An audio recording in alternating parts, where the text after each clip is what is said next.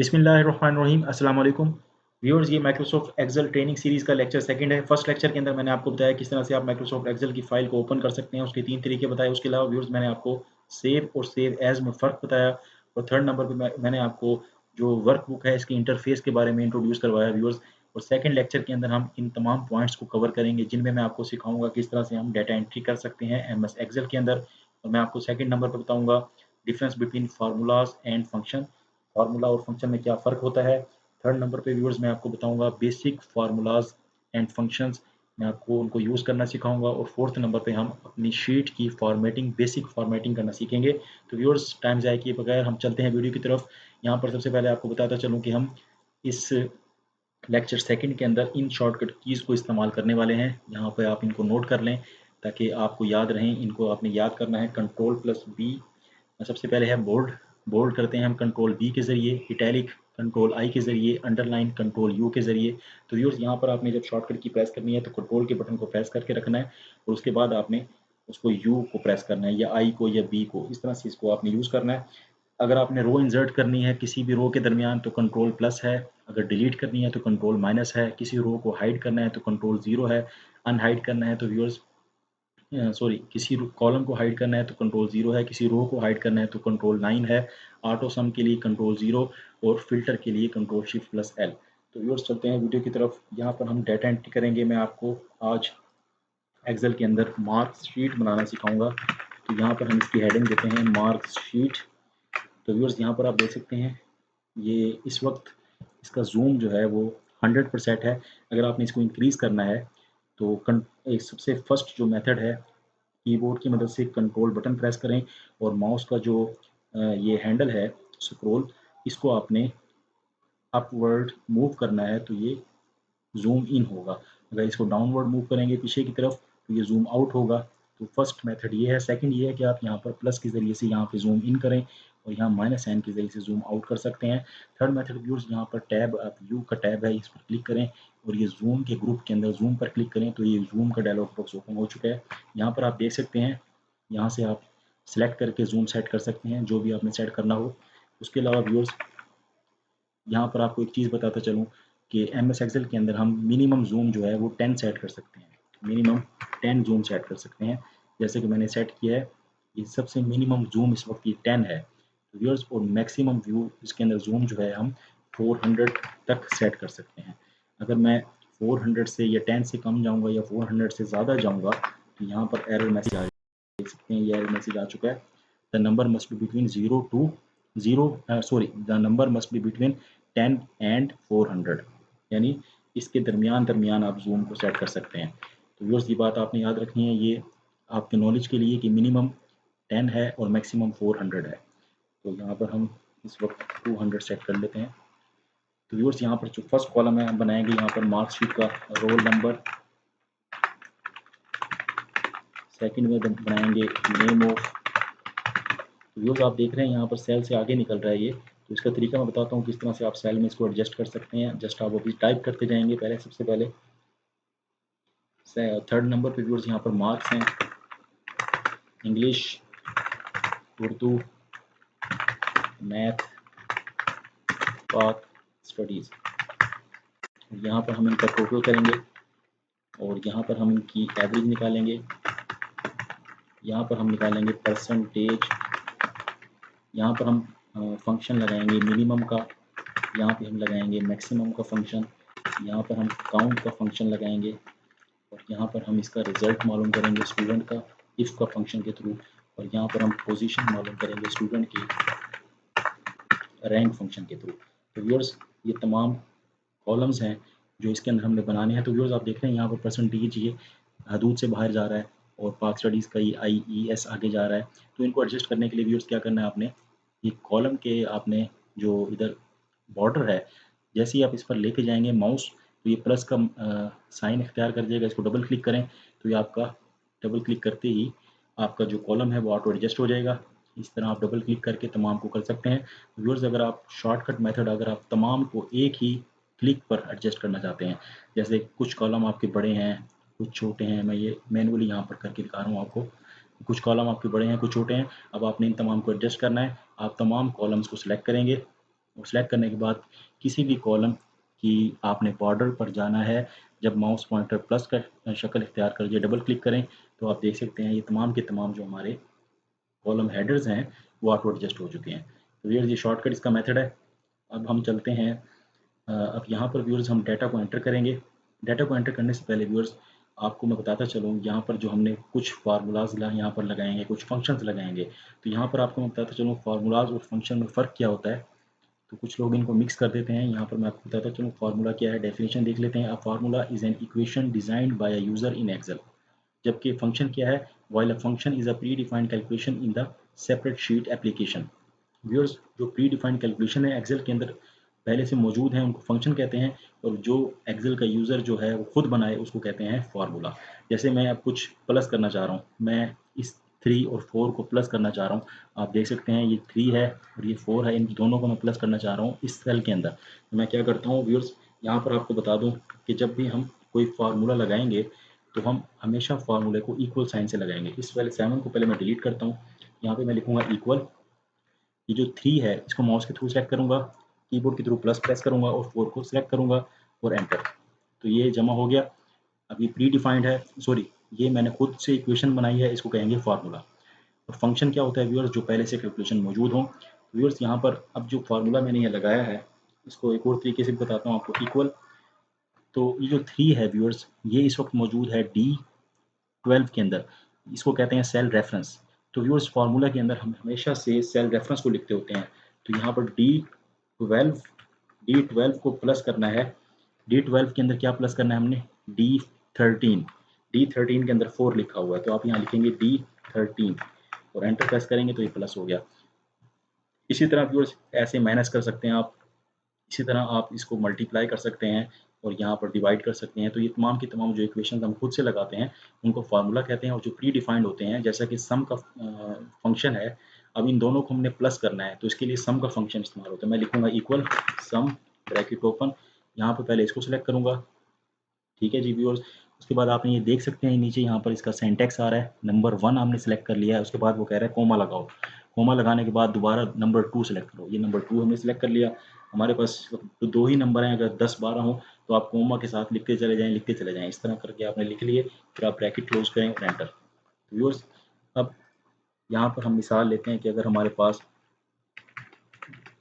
काफ़ी सारे सीरीज़ में नंबर्स मौजूद हैं, इनको हमने सम करना है। इक्वल सम हम लिखेंगे number 1 comma number 2 number 3। Viewers इसमें बहुत ज़्यादा हमारा टाइम लगेगा तो हम क्या करेंगे व्यूअर्स, यहाँ पर हम माउस के थ्रू इसको सिलेक्ट करेंगे पूरी सीरीज़ को और ब्रैकेट क्लोज करेंगे, एंटर दबा देंगे। व्यूअर्स अब आप देख सकते हैं ये सीरीज़ है F12 से F18 तक, एंटर।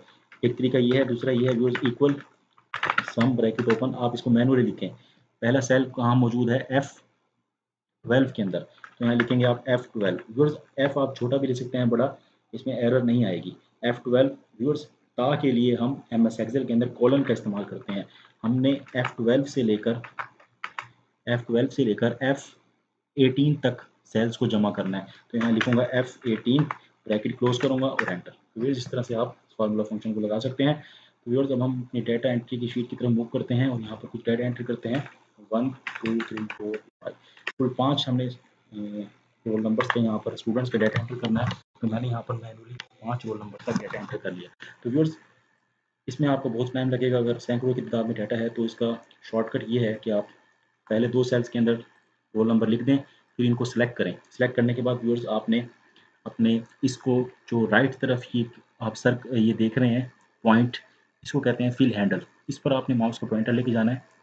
जब ये प्लस की शक्ल इख्तियार कर जाए तो आपने क्लिक करके माउस के थ्रू नीचे तक ड्रैग करना है जहाँ तक आपने नंबर चाहिए। अब मुझे 5 तक चाहिए तो मैं 5 पे ड्रैग करके इसको ड्रॉप कर दूंगा। तो ये तरीकाकार है व्यूअर्स। इसके अलावा व्यूअर्स फिल सीरीज़ के ज़रिए से भी आप सम कर सकते हैं। अपनी 1 टाइप किया, इस सेल को सिलेक्ट करें, होम पर क्लिक करें, यहाँ पर एडिटिंग के अंदर सेक्शन में फिल सीरीज़ पर क्लिक करें। ये देखें ड्रॉप डाउन में सीरीज़ की ऑप्शन है, ये डायलॉग बॉक्स ओपन हो गया है। तो यहाँ पर व्यूअर्स हमने जो नंबर्स रोल नंबर लेने हैं वो कॉलम के अंदर हैं। तो आप देख सकते हैं बी कॉलम के अंदर हमने रोल नंबर लिखने हैं। तो यहाँ पर हम रो के बजाय कॉलम पर क्लिक करेंगे और हमने 1 रोल नंबर से शुरू करना है और कहाँ तक लिखने हैं, फॉर एग्जाम्पल 10 तक लिखने हैं। 10 तक लिख के मैं एंटर करूँगा। जिस तरह मैंने एंटर किया आप देख सकते हैं तमाम के तमाम रोल नंबर ऑटोमेटिकली यहाँ पर दाखिल हो गए। व्यूअर्स अगर बहुत ज़्यादा तादाद में आपका डाटा है तो आप इस तरह से इसको दाखिल कर सकते हैं। हम फिलहाल 5 रोल नंबर्स का डाटा यहाँ लेंगे। यहाँ पर कुछ नाम लिख देते हैं।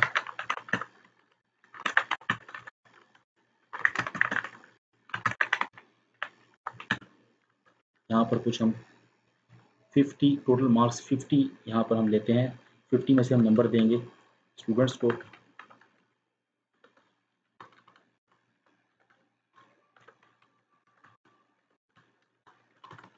जहाँ 0 है वहाँ पे उसका मतलब वो स्टूडेंट वहाँ पर पेपर में एब्सेंट था।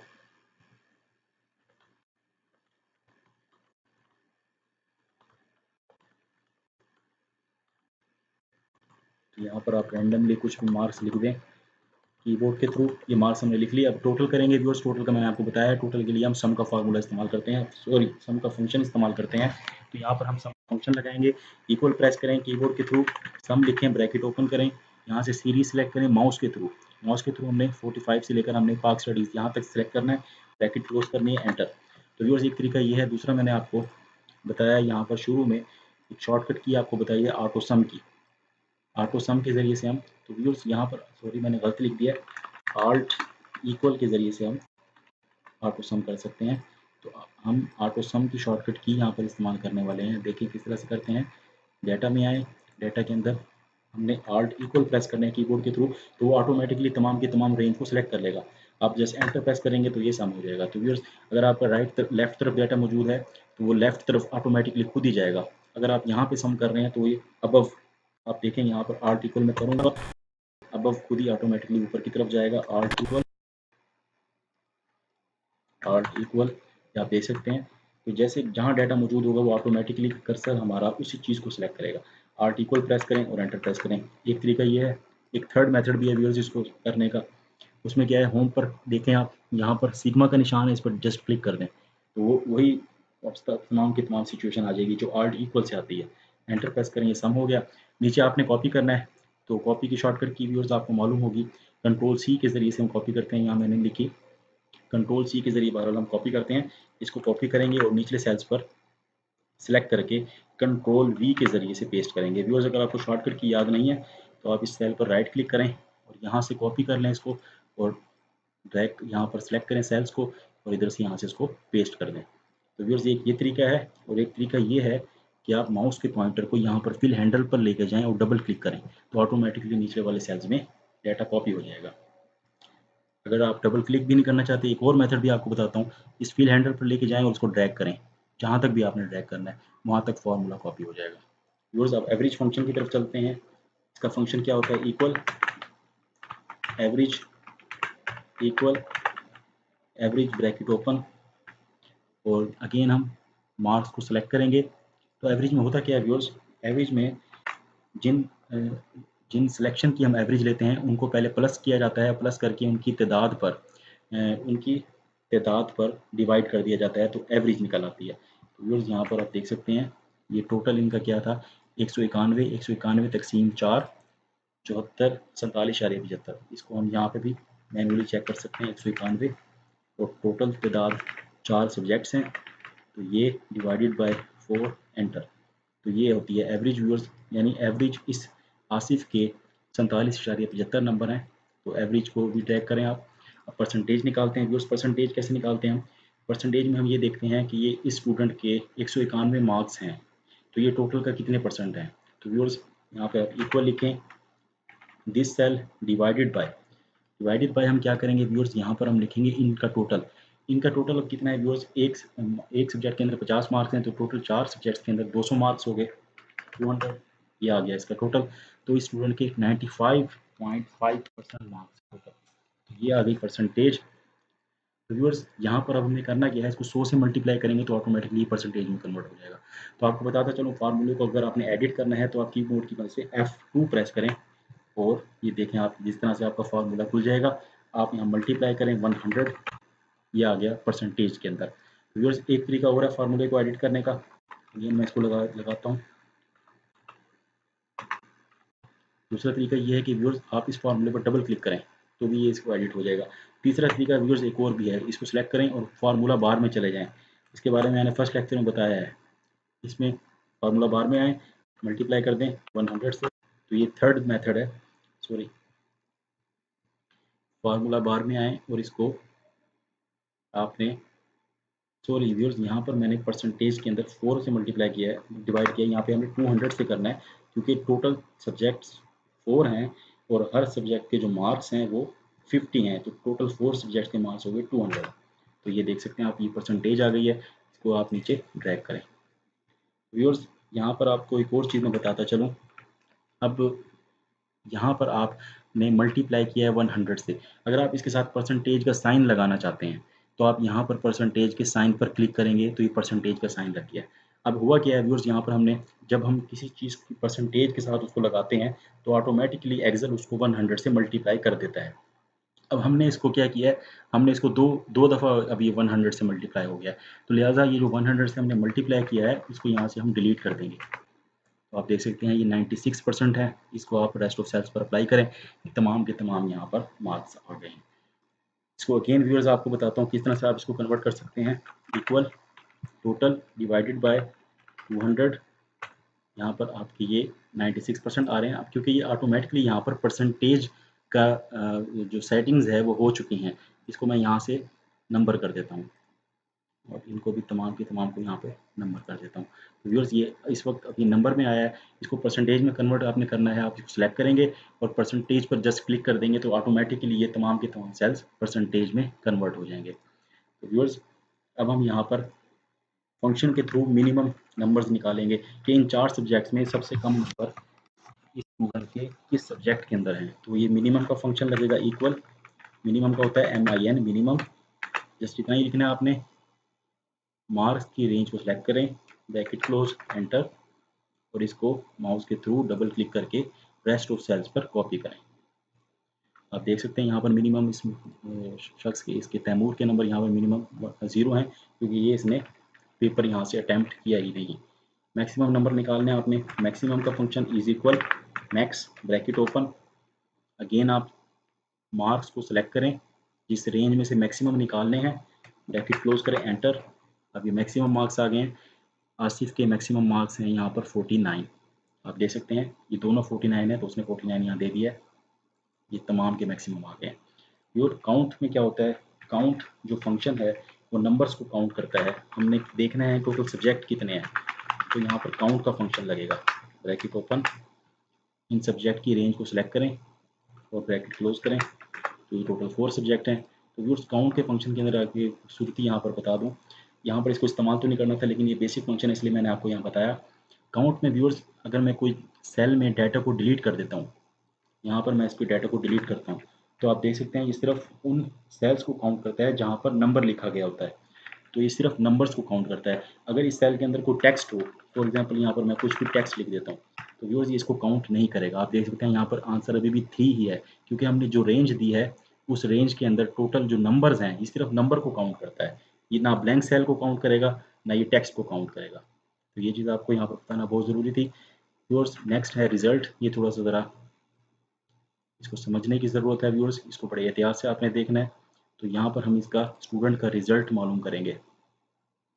तो रिजल्ट में क्या होता है व्यूअर्स, यहाँ पर आपको मालूम है जो सब्जेक्ट्स हैं वो मिनिमम मार्क्स जो हैं वो हैं व्यूअर्स इसके अंदर 18 मार्क्स वाला। फॉर एग्जांपल अगर स्टूडेंट पास है यानी कम से कम 18 मार्क्स होने चाहिए एक सब्जेक्ट के अंदर, 4 सब्जेक्ट के अंदर टोटल कितने हो गए, इक्वल 18 मल्टीप्लाई बाय 4 यानी 72%, 72 नंबर वाला स्टूडेंट पास है। तो ये आपने पहले तय कर लेना है। उसके बाद आपने इफ़ का फंक्शन लगाना है, इफ़ ब्रैकेट ओपन, यहाँ पर आपने लेना है लॉजिकल टेस्ट। लॉजिकल टेस्ट में क्या होगा व्यूअर्स, जो आपके टोटल मार्क्स हैं अगर ये मार्क्स ग्रेटर देन और इक्वल टू, ग्रेटर देन का साइन लगवाएं और कीबोर्ड की मदद से इक्वल टू का साइन, अगर ये सेल 72 या उससे ज़्यादा है, 72 यहाँ पे लिखें 72 मैनुअली से ज़्यादा है, कोमा वैल्यू इफ ट्रू, अगर इस तरह से है तो स्टूडेंट क्या होगा, इन्वर्टेड कॉमास के अंदर आप पास लिखें। ठीक है जी व्यूअर्स, यहाँ पर क्या किया मैंने, अगर यहाँ पर जो मार्क्स लिखे हुए हैं ये सेल का रेफरेंस H4 है, H4 में जो मार्क्स लिखे हुए हैं वो 72 या उससे ज़्यादा हैं तो स्टूडेंट पास है, अदरवाइज स्टूडेंट फेल है। यहाँ पर आप लिखें फेल और ब्रैकेट को कर दें यहाँ पर क्लोज और एंटर।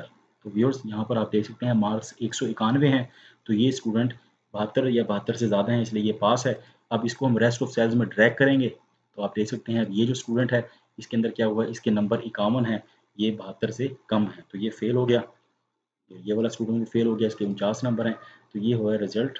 व्यूअर्स यहाँ पर पोजीशन मालूम करेंगे। व्यूअर्स पोजीशन का फंक्शन फिलहाल आपको मैं बता देता हूँ, तो इसके बारे में आपको डिटेल से अगली वीडियो में बताऊंगा। यहाँ पर आप रैंक का फंक्शन इस्तेमाल करेंगे, ब्रैकेट ओपन।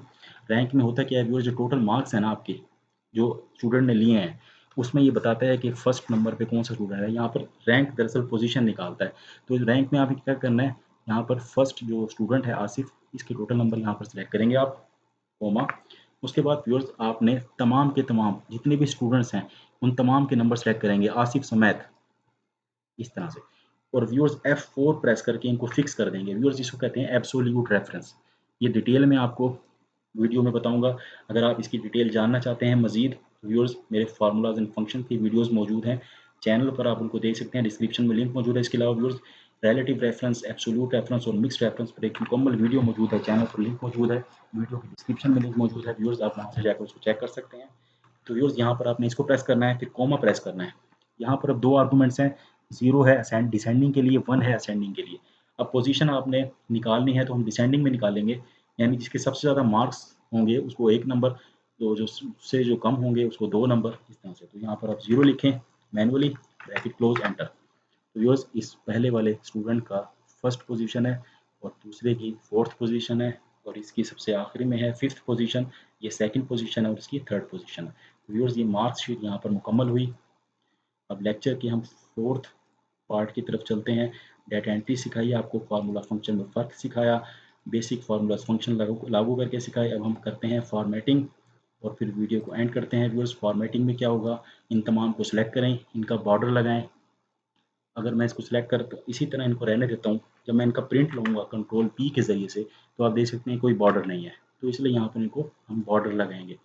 बॉर्डर कैसे लगता है, इनको सिलेक्ट करें और यहाँ पर ऑल बॉर्डर्स पर क्लिक करें, तो इसके दरमियान अब बॉर्डर लग चुका है। अब जब आप प्रिंट लेंगे तो यहाँ पर आपको ये बॉर्डर नज़र आ रहा होगा। व्यूअर्स अब जो हेडर हैं, हेडर को हमने करना होता है बोल्ड, तो बोल्ड की शॉर्टकट की होती है कंट्रोल+B, इसके ज़रिए बोल्ड कर सकते हैं। अगर इस तरह बोल्ड नहीं करना तो आप यहाँ होम टैब के अंदर इस बी पर क्लिक करें तो ये बोल्ड हो जाएगा। तो व्यूअर्स दूसरे नंबर पे हम जो हमारी हेडिंग्स हैं उनके साइज़ को थोड़ा सा बढ़ाएंगे।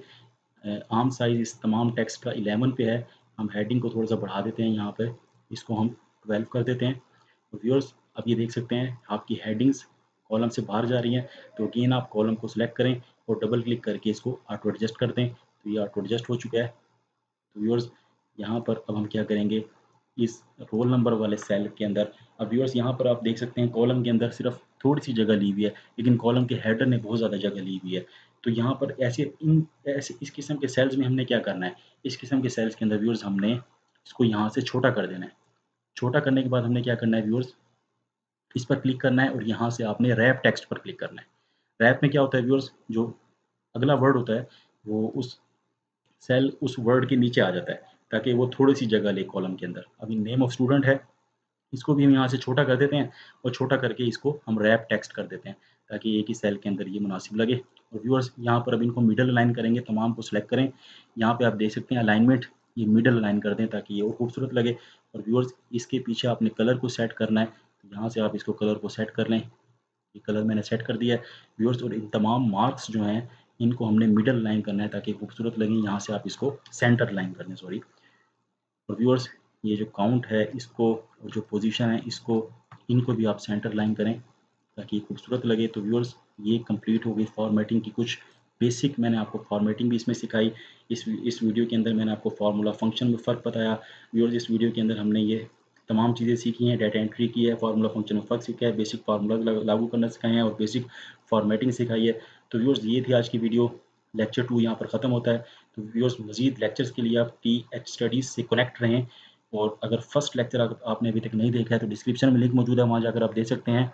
Viewers thanks for watching this video. अगर वीडियो पसंद आई है तो वीडियो को लाइक करें, शेयर करें, कमेंट्स में अपनी राय का ज़रूर इज़हार करें व्यूअर्स, और देखते रहें TH studies. Thanks for watching this video.